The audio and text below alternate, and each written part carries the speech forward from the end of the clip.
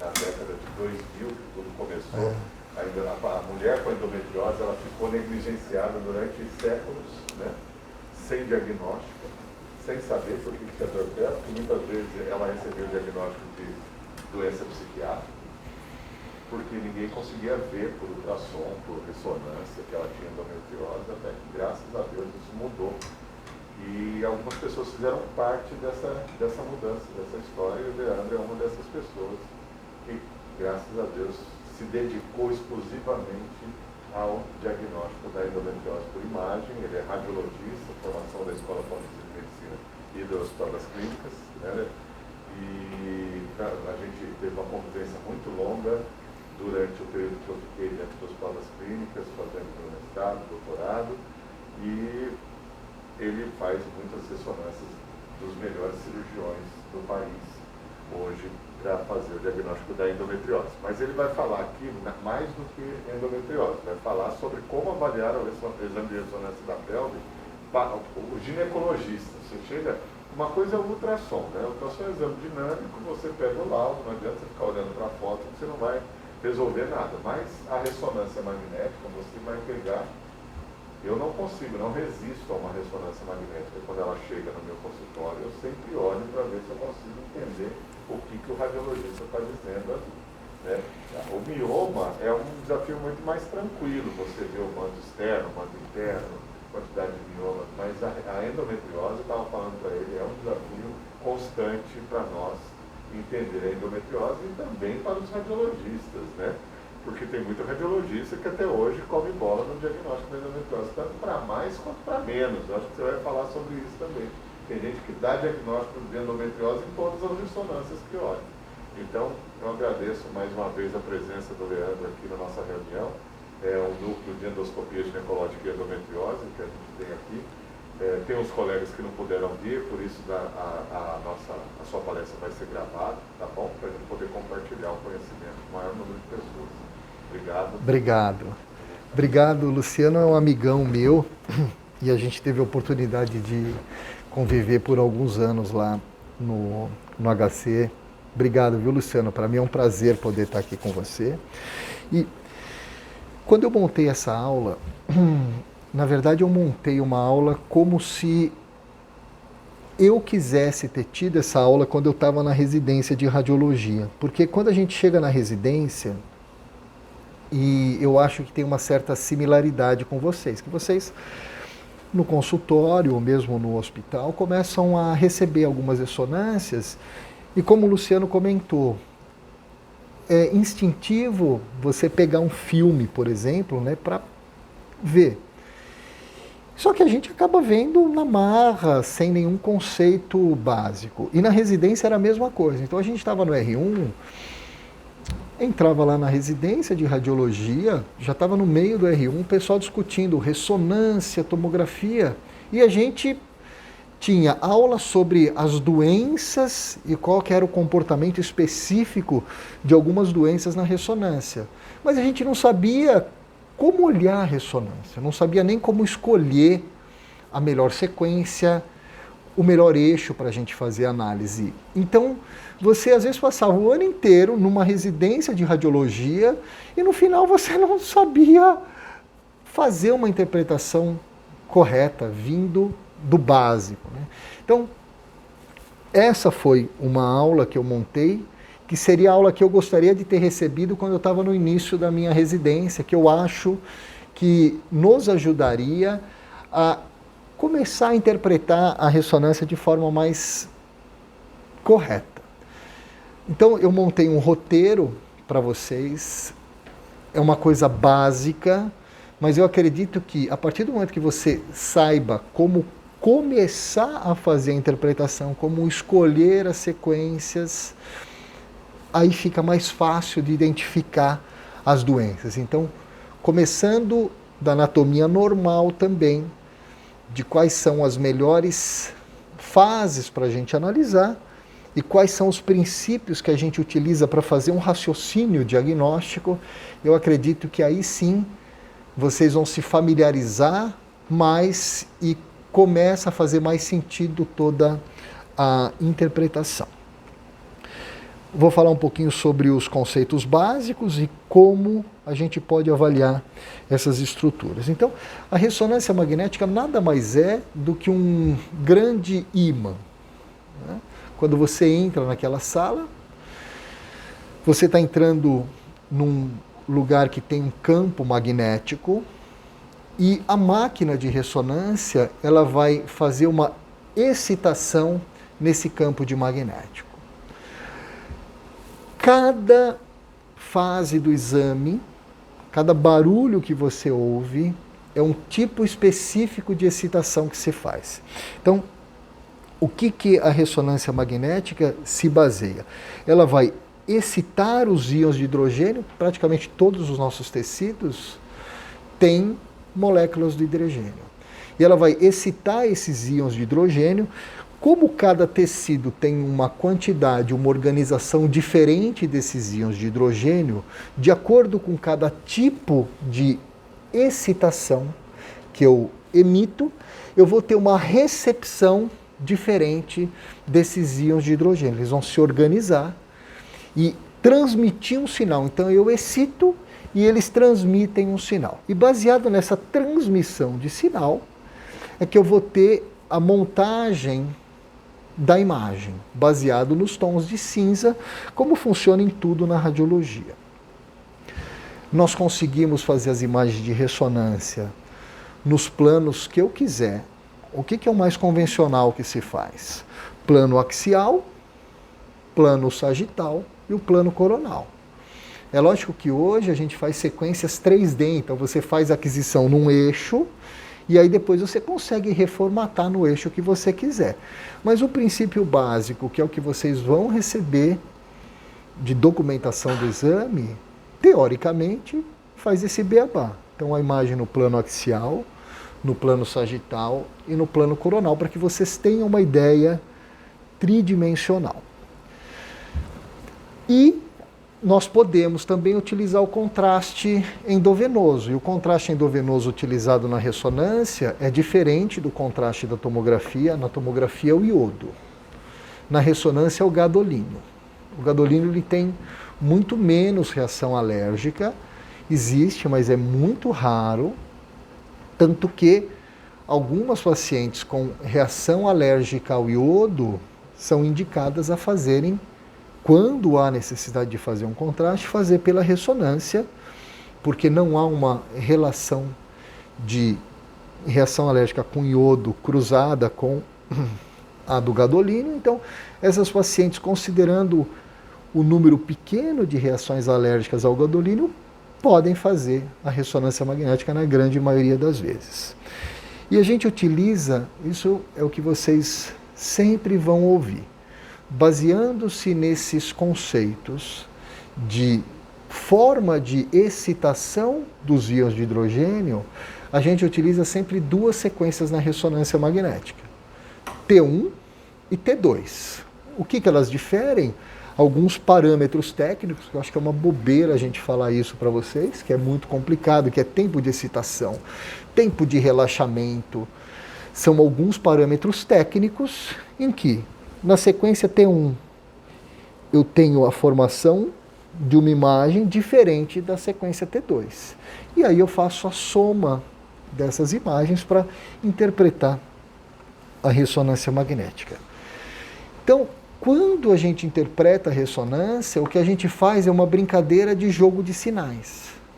Como eu comentei com vocês, sequências ponderadas em T1 me dão uma tonalidade de cinza diferente das sequências ponderadas em T2 para as estruturas. E aí, qual que é o nosso trabalho? É fazer a combinação do que aparece preto aqui, o que aparece branco lá, o que aparece branco aqui, aparece preto lá. E a gente combinando esses sinais, a gente fala em sinal na ressonância, né? No ultrassom é ecogenicidade, é hiperecoide ou hipoecoide. Na ressonância é alto sinal, como se fosse um hiperecoide, e baixo sinal, como se fosse um hipoecoide. Só muda a descrição. E a gente faz essa combinação e aí, baseado nisso, a gente chega à conclusão de que esse é um cisto com conteúdo simples, mais seroso, ou esse é um endometrioma, juntando os sinais nas sequências ponderadas em T1 e das sequências ponderadas em T2. O mesmo raciocínio a gente faz para qualquer tipo de tecido, gordura, nódulo sólido e assim por diante. Então, é isso. A gente vai juntando as características que aparecem numa sequência ponderada em T1, se ele é branco, preto, como que fica na sequência ponderada em T2, fica preto, branco, e aí a gente vai chegando e construindo um raciocínio diagnóstico. Então, eu acho que a parte inicial da ressonância, quando vocês vão analisar, hoje em dia é muito comum receber CD, mas eu entendo que no consultório, para vocês que não são radiologistas, às vezes é mais fácil identificar um filme de ressonância para começar a fazer análise mais rápida. Então, a primeira coisa, identificar o eixo em que foi feito os cortes. Normalmente, vocês vão identificar esse eixo nas sequências ponderadas em T2, mas isso eu já vou falar para vocês. Então, primeira coisa, pega, às vezes não vem anotado, às vezes vem lá ou no cabeçalho ou no rodapé, qual que é o eixo, se é o sagital, o axial ou coronal, mas na maioria das vezes não vem. Por outro lado, é fácil, então vocês vão, o eixo em que o útero está cortado bem no meio, em que vocês veem a lâmina do endométrio no plano longitudinal, a bexiga, a vagina também no plano longitudinal. Esse é o eixo axial, em que eu cortei assim, e aqui o eixo coronal, em que eu pego o útero de frente. Então, primeira coisa é localizar o eixo. Quais são os eixos que eu acho importantes de vocês verem? Sagital e axial. Coronal não há necessidade de vocês verem. Então, localizem o eixo. Coronal está vendo de cima para baixo, né? Coronal eu estou cortando aqui, ó. Estou cortando assim. Cortando assim e olhando assim. Coronal você está cortando assim, ó. Axial você está cortando assim. Axial você está cortando assim. E o sagital assim. Tudo bem? Tanto que, ó, o sagital você está pegando a coluna esticadinha aqui atrás. Então eu estou bem aqui no meio. Né? E aí o axial, que é esse aqui, eu estou pegando o útero aqui. Cortando ele aqui. O do meio parece o coronal, não? Não, o coronal é esse aqui. É esse aqui. Esse aqui é o axial, ó. Você entendeu? E a segunda fase, que eu acho que é mais importante, é identificar qual que é a sequência ponderada em T2. O porquê que eu falo da sequência ponderada em T2? Que é basicamente essa sequência que vocês vão utilizar para fazer análise da ressonância magnética. Ela é uma sequência muito mais bonita, é uma sequência mais anatômica, e essa é a sequência onde vocês vão identificar as lesões. E como que eu faço para identificar a sequência ponderada em T2? É aquela sequência em que o líquido, quanto mais claro for o líquido, mais límpido, mais branco ele vai ser. Então a dica é, pega na ressonância, localiza o eixo. Aí vai e escolhe qual que é a sequência ponderada em T2. Essa vai ser a que você vai fazer a análise. Qual que é a sequência ponderada em T2? É aquela em que a bexiga vai estar branca. Então, quanto mais límpido for o líquido, branco ele vai ser. Diferente, por exemplo, de um conteúdo mais mucinoso ou de um sangue, de um resíduo dentro da alça.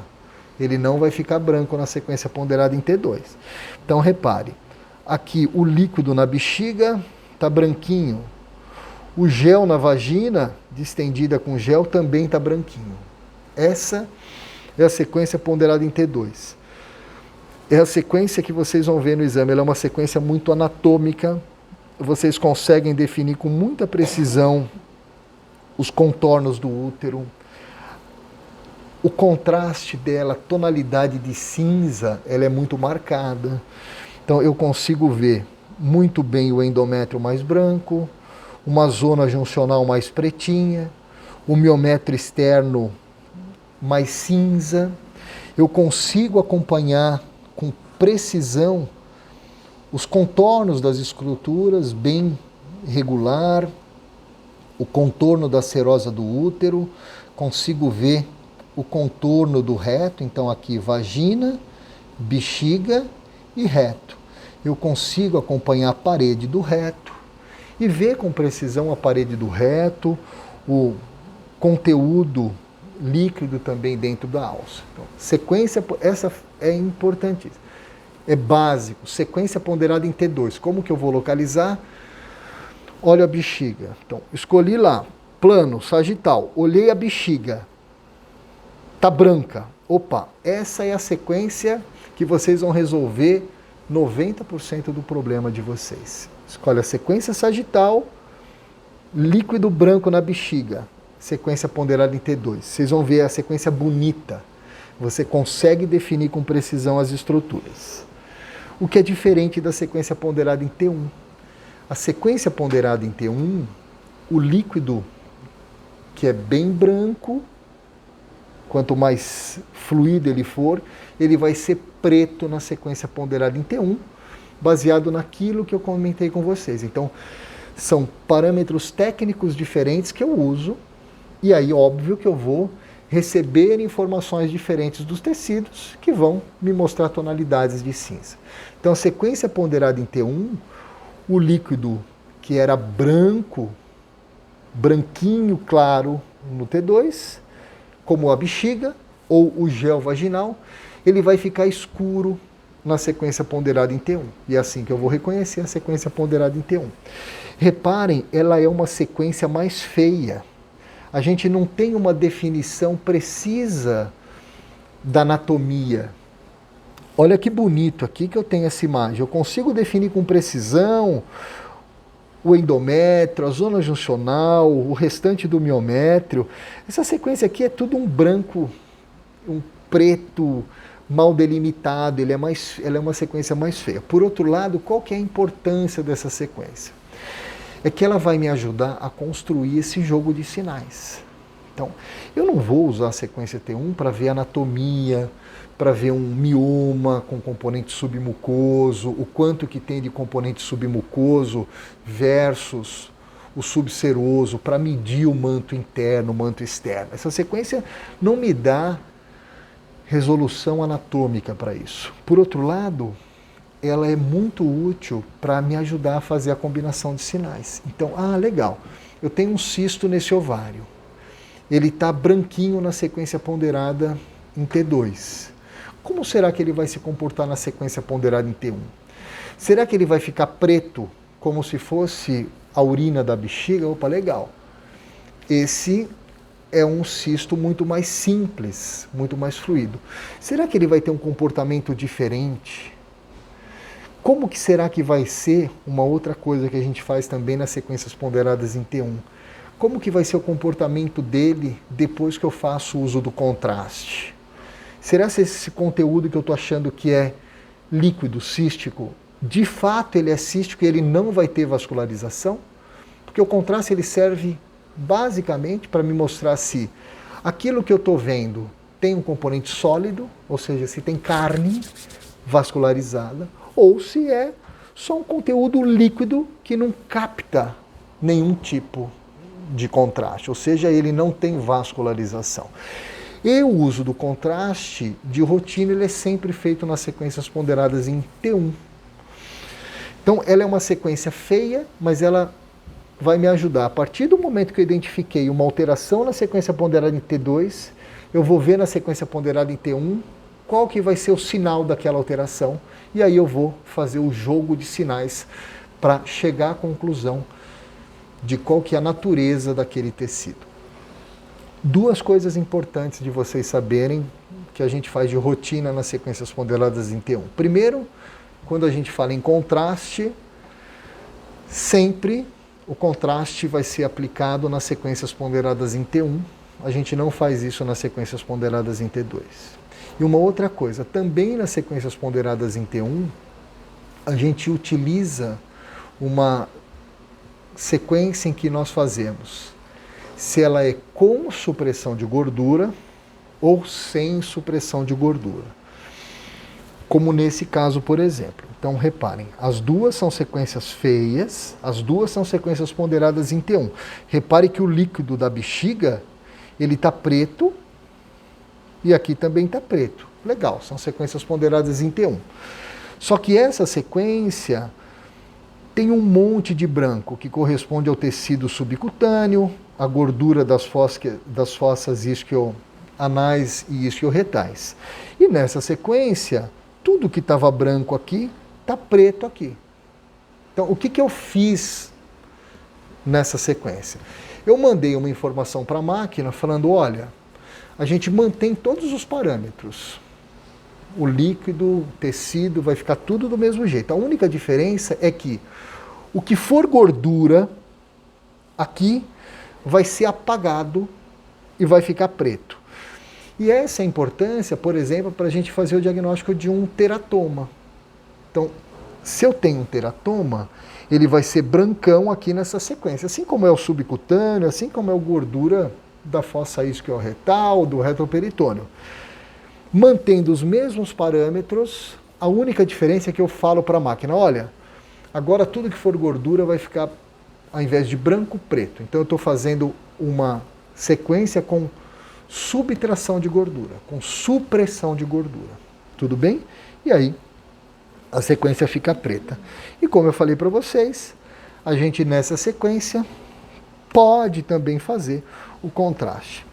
Então, exemplificando para vocês, olha só, uma sequência ponderada em T2, escolhi lá a sequência eixo sagital, sequência ponderada em T2, olhem a bexiga branca, essa é a sequência ponderada em T2. Reparem na anatomia, eu vejo aqui a vagina colabada com uma lamininha de líquido, o canal endocervical, o endométrio branco, a zona juncional preta. Reparem que essa zona juncional, ela é uma zona juncional mais espessa. Normalmente a gente considera 1,2 centímetros como sendo um critério. Eu não gosto desse critério, mas teoricamente 1,2 centímetros é a espessura normal da zona juncional, até 1,2. De 1,2 para cima, teoricamente isso é uma adenomiose. Então reparem, endométrio, zona juncional mais espessada, aqui está com mais do que 1,5 centímetro, tem até uns pontinhos brancos de permeio, indicando que é uma heterogeneidade, favorecendo a adenomiose. Aí eu vou fazer análise do restante do miométrio, aqui um miométrio normal, opa, uma bola preta bem delimitada aqui nesse miométrio. Bola preta no útero, até que se prove o contrário, é um mioma. Aí eu vejo o contorno dele é bem delimitado, ele tem um componente predominantemente mural, está adjacente à cavidade, ele é baula serosa. Então eu consigo, localizando a sequência ponderada em T2, eixo sagital, eu vejo bem a anatomia e vou identificar todas praticamente lesões, a gente identifica aqui na sequência sagital, escolhendo T2. Vejo a anatomia, aqui eu já fiz o diagnóstico de uma adenomiose, já vi um mioma. E aí, para que serve a sequência ponderada em T1? Para me ajudar a favorecer aquela combinação de sinais. Então, por exemplo, aqui a sequência ponderada em T1, normalmente ele é aquele pretão mais mal delimitado. Aí eu vejo que tem um pontinho branco aqui. Opa! Pontinho branco no ovário, em que normalmente eu tenho só folículo, até que se prove o contrário, isso é um conteúdo de sangue. Então, na sequência ponderada em T1, o líquido da bexiga, ou um líquido mais simples, ele vai ser preto. Se ele for branco, até que se prove o contrário, isso é um conteúdo de sangue, é um conteúdo bastante espesso, ou como a gente fala, com alto teor proteico. Então, habituem-se com a morfologia normal. na sequência ponderada em T2, plano sagital, localizem o útero, vejam o endométrio, a zona juncional linear, fininha, como nesse caso, avaliem os contornos do útero, e assim vocês vão fazer com todas as estruturas. Vai ser um exercício que vocês vão começar a fazer, não tão agora de forma intuitiva, mas com certo roteiro. Aqui, como exemplo, fiz o ultrassom, no ovário direito, um cisto anecoide. Como que deve ser o comportamento desse cisto na ressonância magnética? Um cisto anecoide no ultrassom é um cisto com conteúdo simples, um fluido. Vou na ressonância magnética, sequência ponderada em T2, uma sequência mais bonita, vejo bem a musculatura. Olha aqui, o cisto fica branco. Branco como se fosse o líquido da bexiga, como é um cisto simples. Então, seguindo essa sistematização, no útero, normalmente eu vejo o endométrio, como eu mostrei aqui para vocês, branquinho, homogêneo, regular, a zona juncional fininha, e depois o miométrio externo, que ele fica menos preto do que a zona juncional. Estou aqui analisando, plano sagital, ponderado em T2, venho seguindo o canal endocervical, quando chega no endométrio, uma bolona preta dentro do útero. Opa, tem uma alteração na anatomia normal que eu estou acostumado de ver. A priori, uma bola preta dentro do útero, isso é um mioma, e aqui um mioma com um componente 100% submucoso, um mioma que seria figo 0. Aqui, um outro exemplo. Venho seguindo canal endocervical, endométrio, sequência ponderada em T2, bexiga branquinha, gel na vagina branquinho, zona juncional completamente diferente do que nesse caso. Aqui eu vejo uma zona juncional pretinha, do lado do endométrio linear, fina. Olha só essa zona juncional toda mal delimitada, tudo isso aqui, olha. Grossa, com um monte de pontinho branco de permeio. Então, uma zona juncional toda espessa, heterogênea, com os pontinhos brancos que identificam-se como estruturas císticas. Isso, até que se prove o contrário, é uma adenomiose.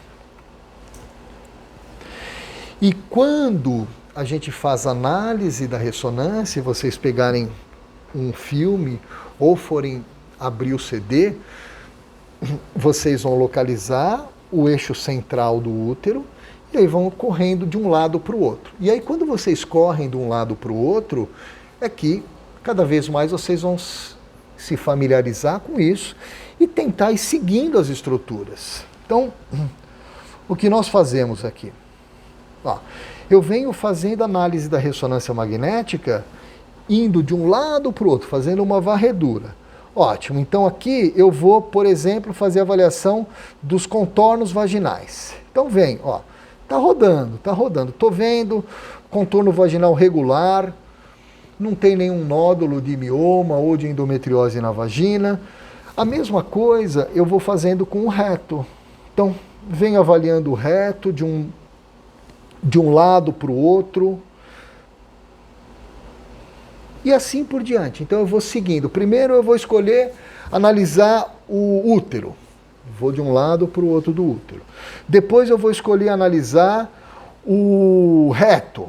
Então vou seguindo o reto. Subo, desço. Vou avaliar a bexiga. Ótimo.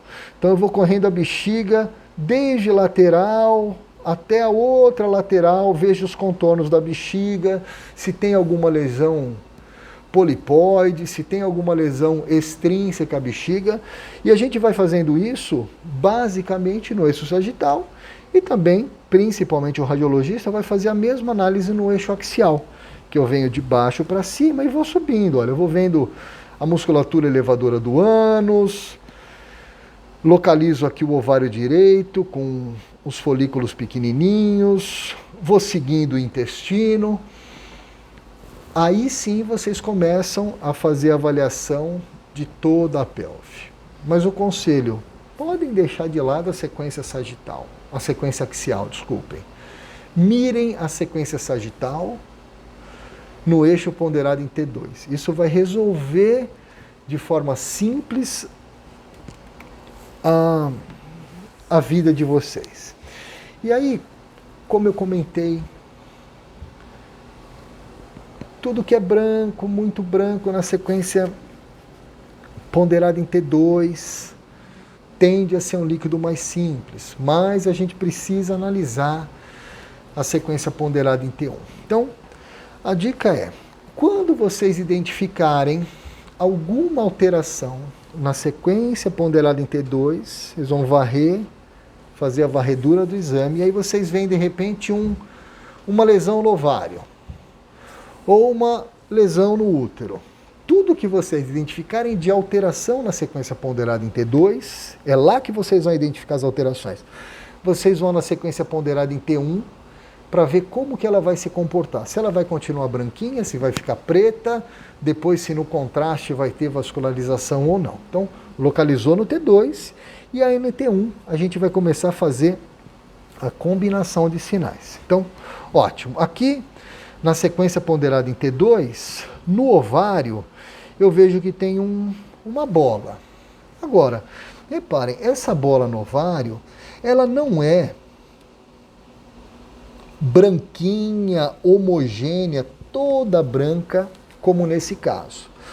Se vocês perceberem um detalhe aqui, essa bola no ovário, ela tem uma área em que ela é mais cinza, ou seja, com um hipossinal maior, do que essa areazinha aqui que está mais branca. Opa, legal. Então, isso não me parece um cisto simples, um cisto puro. Me parece que é um cisto um pouquinho diferente. Vamos analisar a sequência ponderada em T1 para ver se confirma essa informação. Ah, verdade, olha, eu tenho essa mesma lesão aqui no ovário e essa área que está mais pretinha na sequência ponderada em T2, que de fato não é o comportamento típico de um líquido simples da bexiga, por exemplo, ela é mais branquinha nessa sequência ponderada em T1. Então, muito provavelmente, esse é um cisto que tem um componente de sangue. E aí, eu vou mostrar para vocês como que a gente pode fazer a diferença se esse sangue é de um cisto hemorrágico ou se esse sangue é de um endometrioma de ovário. A mesma coisa aqui. Estou analisando a sequência ponderada em T2, aquela sequência anatômica bonita. Vejo o útero, cavidade endometrial, zona juncional. Aí, os dois ovários, um aqui bem posteriorizado, o outro aqui também bem posteriorizado. E aí eu percebo que esse cisto aqui, ou essa lesão que está no ovário, ela tem um comportamento na sequência ponderada em T2 que não é aquele branco típico de um cisto simples ou branco típico da urina. Ela é mais cinza, tendendo a um hipossinal. Vamos ver como que ela se comporta. Então eu identifiquei na sequência ponderada em T2 que tem alguma coisa que parece diferente. Vamos ver como ela se comporta na sequência ponderada em T1. Ah, verdade, olha. Na sequência ponderada em T1, aquela lesão lá ela é bem branca, ou seja, tem um sinal completamente diferente do que seria um cisto simples. Então, até que se prove o contrário, isso aqui é um cisto com uma grande quantidade de sangue, porque está muito branco nessa sequência ponderada em T1. E aqui mostrando também a importância de quando a gente faz análise da sequência ponderada em T1, a gente vê se aquilo é com supressão de gordura ou sem supressão de gordura. Então, sequência ponderada em T1, é lógico que aqui vocês veriam confirmariam que essa é uma sequência ponderada em T1. Além de ser anatomicamente mais feia, o líquido da bexiga estaria preto. Então essa é uma sequência ponderada em T1. Aí eu vejo no ovário que tem, do lado esquerdo ele está mais cinzinha, tendendo a mais preto, e aqui no lado direito tem uma bola branca. Opa! Não estou vendo a sequência ponderada em T2, mas nessa sequência ponderada em T1, eu tenho uma alteração no ovário, uma lesão no ovário que está branca. Bom, é diferente do que o líquido simples na sequência ponderada em T1, que ele é preto. Então, tem alguma alteração aqui nessa sequência ponderada em T2. Em T1, essa lesão está branca. Ah, legal. Como que é essa lesão quando eu faço a subtração de gordura, ou a saturação de gordura? O que era... Opa! Mau contato. Mau contato, né, Luciano?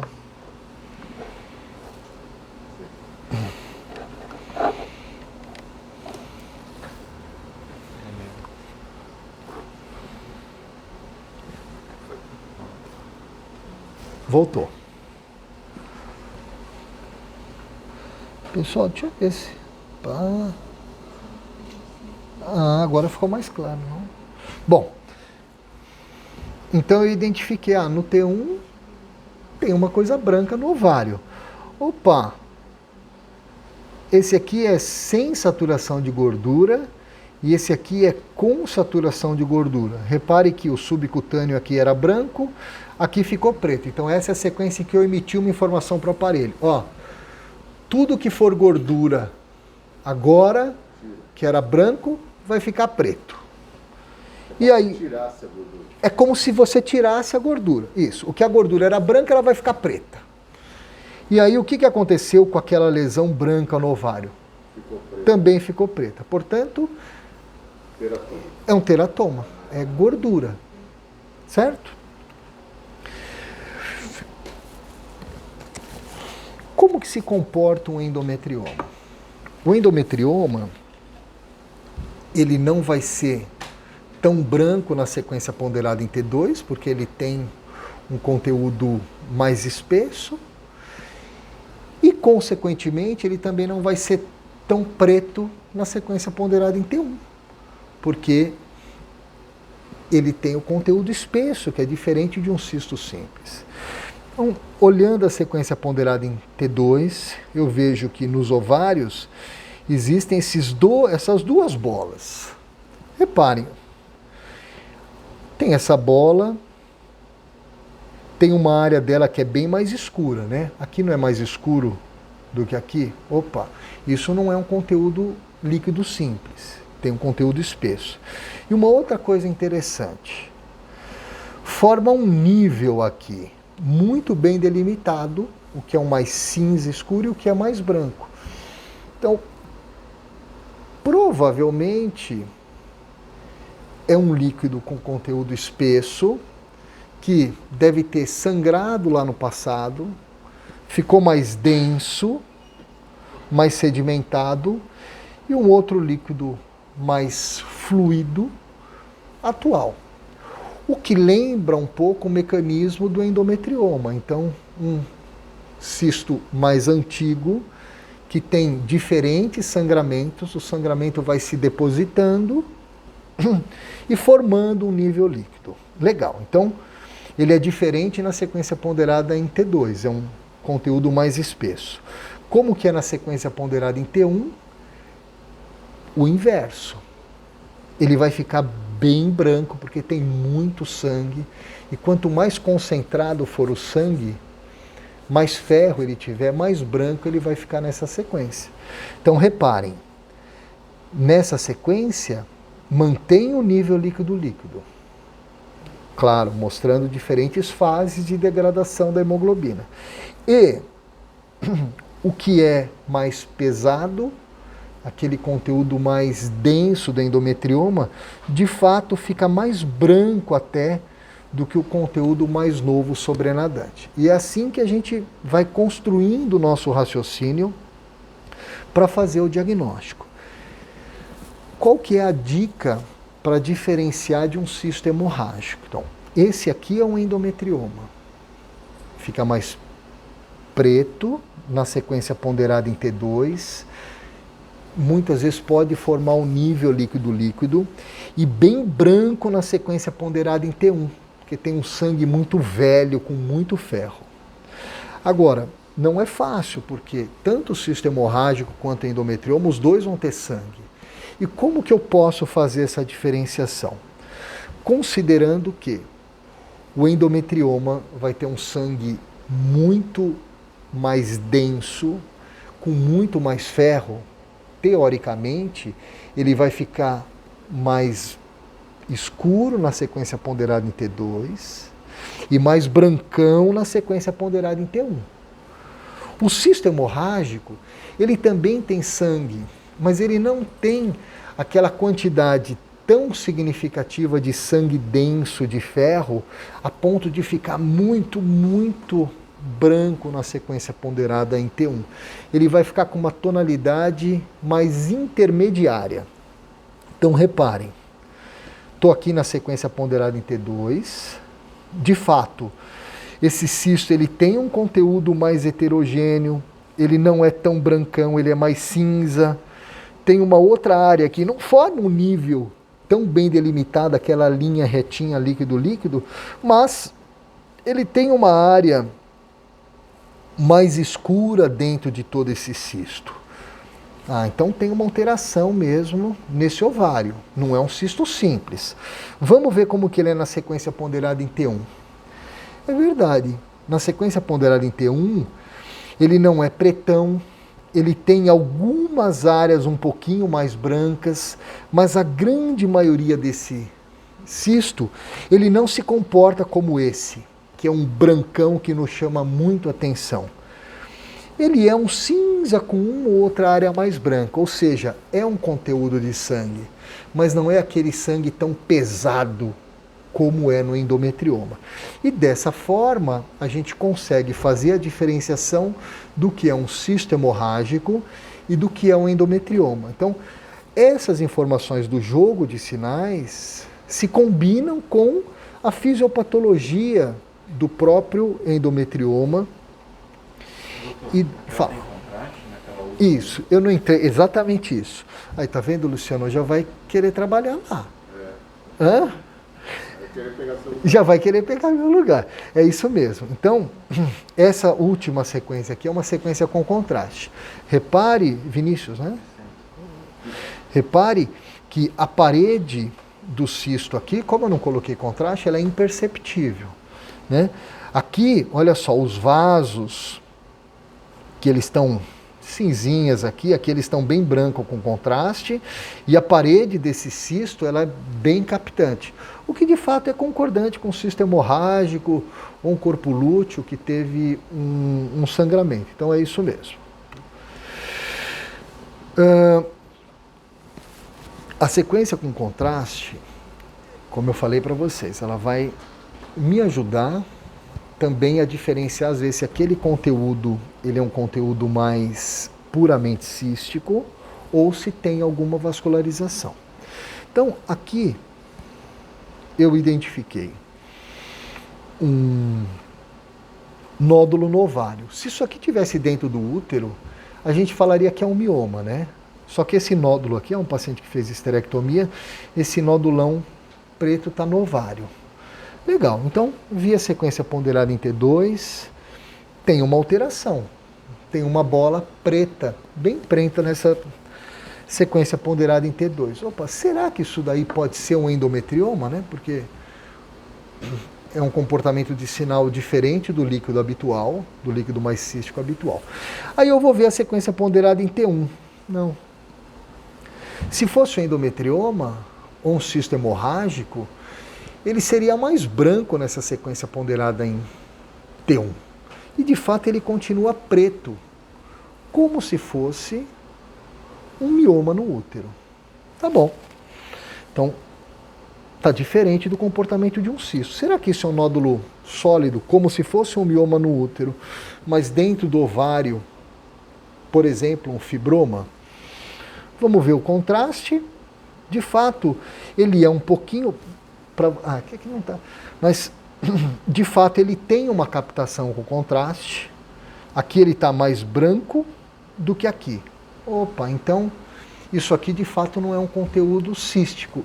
Existe célula com vascularização nessa região. Então, como se fosse um mioma no útero, isso a priori deve ser um fibroma, uma lesão fibrosa de ovário, teve captação, não é um líquido puro. Existe célula tumoral nessa região. E aí a gente vem seguindo essa sistematização e consegue fazer, analisando os contornos, o diagnóstico, por exemplo, de uma endometriose. Reparem, peguei aqui, estou vendo o útero no eixo sagital, venho seguindo o contorno da bexiga, branquinha, ponderada em T2, parede irregular, vagina distendida com gel, sigo o contorno da vagina, fórnice vaginal, tranquilo. A mesma coisa eu faço com o intestino. Então venho seguindo aqui a parede do reto, me parece irregular, aí faz a onda, volta, venho seguindo aqui a parede do reto, mais pretinho é a camada muscular, estou indo de fora para dentro. Mais pretinho é a camada muscular e mais cinza, aí eu já pego a submucosa e a mucosa. Então eu venho seguindo e vejo que existe um contorno regular, a linha preta fininha e aqui a camada submucosa e a mucosa um pouco mais cinza. De repente chega nessa região, parece que o intestino dá uma cotovelada aqui e aí aquela linha preta fininha, ela fez uma boa engrossada. Foi até a camada submucosa, formando um nódulo que se acotovela, que vem da camada muscular, engrossa essa camada muscular. Então, analisando o contorno, esse aspecto, eu vejo um nódulo, vem do contorno da muscular fininho. De repente, uma distorção da alça, fica mais acotovelado. Com um nódulo preto, com conteúdo mais fibroso, que infiltra a parede da alça de fora para dentro, isso, até que se prove o contrário, é um nódulo de endometriose profunda.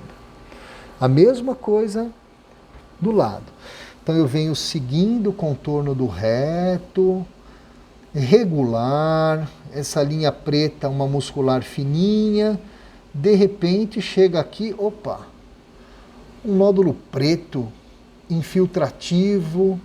Reparem aqui o útero, eu tenho um contorno regular, a gordura aqui do meso do lado, de repente um tecido preto também, infiltrando essa parede posterior do útero, obliterando o espaço entre o reto e a parede e a serosa uterina. Então, um tecido preto nessa região, infiltrativo, de fora para dentro, bloqueando o reto com o útero, até que se prove o contrário. Esse é um foco de endometriose. Agora vamos fazer um pouquinho de exercício para vocês, para consolidar essas informações. Caramba, Luciano, não passei do horário, hein? Acho que aqui seriam só alguns exercícios. É melhor a gente parar, não é? Senão vai ficar tarde para vocês. Aqui eram só alguns exercícios para consolidar. O objetivo dessa apresentação era mostrar para vocês esse roteiro, resumindo, localizou o eixo sagital,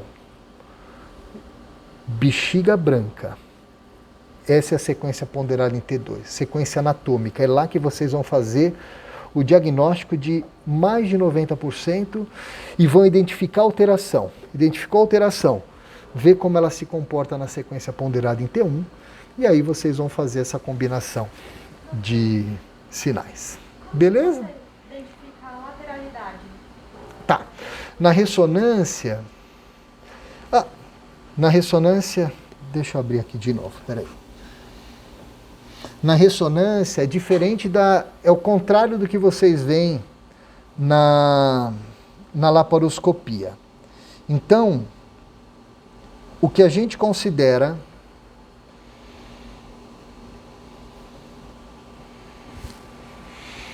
na ressonância é o contrário. Então, o nosso lado direito é o lado esquerdo para vocês. Então, para mim, isso aqui é o lado direito, isso aqui é o lado esquerdo.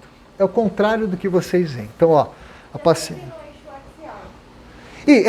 vai sempre no eixo axial, porque no sagital você pega no meio e vai ficar correndo, então você vai ficar perdido. Então, para ver a lateralidade, seria no eixo axial, e aí, aqui a direita e aqui a esquerda. Ó, exatamente isso, é o contrário da laparoscopia. Pô, no fim falei mais do que, hein, Luciano? Foi excelente. Mais do que... Aprendi mais um pouquinho. Mais do que precisava. Obrigado. Mas é isso, acho que é se familiarizando. Vocês entenderam, pessoal? Deu para dar uma boa iluminada na cabeça, né? Uma variada sobre como olhar uma ressonância. Muitas dicas, muito precisas, muito objetivas. Excelente. Muito bom. Pena que você veio só hoje, né? Se pudesse vir toda semana para fazer exercício. O que tem aqui nessa imagem? Discutir os casos antes da cirurgia, né, Luciano? Já pensou, seria maravilhoso. Vamos tirar uma foto, bebê? Vamos. Vamos?